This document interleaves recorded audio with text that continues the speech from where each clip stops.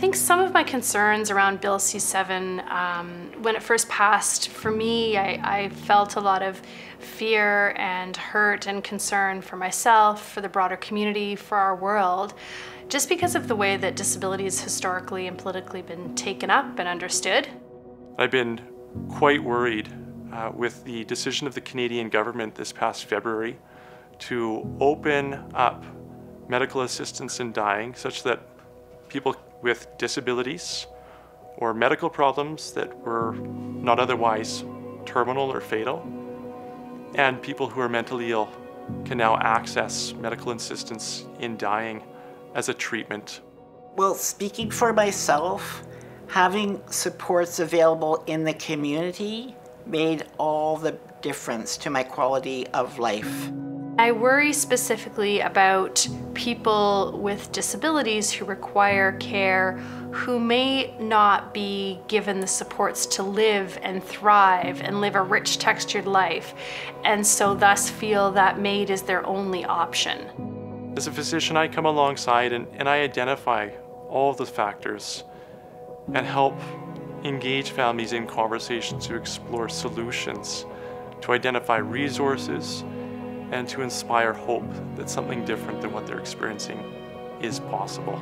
The more that MAID comes into play, the less pressure there's going to be to provide services in the community, and then it just becomes a loop onto itself. So then the more we will rely on MAID, the less we will have community services, and on and on and on, until eventually MAID becomes, my obligation and not my choice.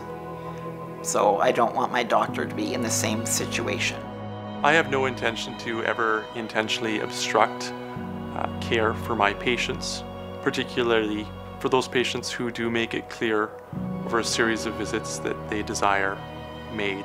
It's definitely important to me that participation in MAID is voluntary for healthcare professionals. Healthcare professionals may get to know a patient really well and know that perhaps they're requesting MAID now, and maybe even in 3 months would still request MAID, but with the right supports over time may decide they don't want MAID.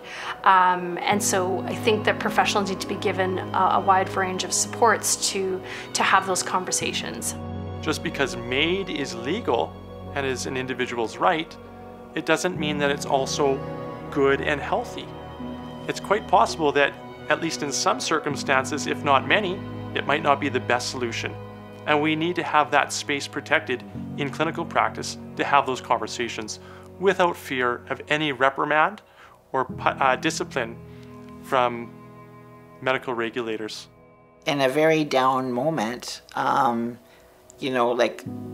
who's going to advocate for me when I'm not able to see beyond the corner of what is next? If you live in Ontario, I would encourage you to contact your MPP and ask them to support legislation that will protect conscience rights for healthcare professionals.